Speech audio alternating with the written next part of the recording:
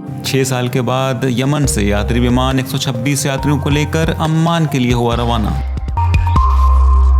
Yemen की राजधानी सना, जहां सऊदी अरब और उसके सहयोगियों ने दुनिया के सभी तरह के अपराधों को अंजाम दिया है और लगातार 6 सालों से ज़्यादा वक्त से इस जगह पर बम बरसाने की कोशिश में थे कि सना में रहने वाले हमलावरों की ताकत से डरकर भाग जाएंगे और वो उस पर कब्जा कर लेंगे। लेकिन हुआ बिल्कुल उसके उलट। हमलावरों के हर हमले का मुंह तोड़ जवाब दिया गया। एक और जहां रियाज में बैठे आले सऊद की हर दिन उम्मीदें टूटती जा रही थी, वहीं हर दिन पहले दिन से ज़्यादा सख्ती बर्दाश्त करके यमनी जालों की उम्मीदें और मजबूत होती जा रही थी। 17 मई को जब सना के अंतर्राष्ट्रीय हवाई अड्डे से जॉर्डन के लिए 6 सालों के बाद यात्री विमान उड़ा तो लोगों की आंखों में आंसू आ गए। हकीकत में ये आंसू गम के नहीं थे, बल्कि उस अहंकार को तोड़ने की जीत की खुशी में थे जिन्होंने यमन पर यह सोचकर हमला शुरू किया था कि एक हफ्ते में लड़ाई खत्म करके सना पर कब्जा कर लेंगे। और तलब है कि यमन की राजधानी सना से 17 मई को एक यात्री विमान 126 यात्रियों को लेकर जॉर्डन की राजधानी अम्मान के लिए रवाना हुआ। विमान मरीजों और उनके परिवारों को ले जा रहा था जो इलाज के लिए विदेश जा रहे थे।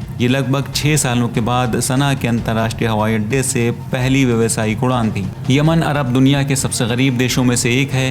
व्हील चेयर पर बैठी एक मरीज ने कहा, मैं सना हवाई अड्डे के खुलने से बहुत खुश हूँ। आज खुशी का दिन है और मुझे ये उम्मीद है कि ये खुला रहेगा। सना के रहने वाले मोहम्मद जैदी अली अपने 3.5 साल की बेटी के साथ यात्रा कर रहे थे।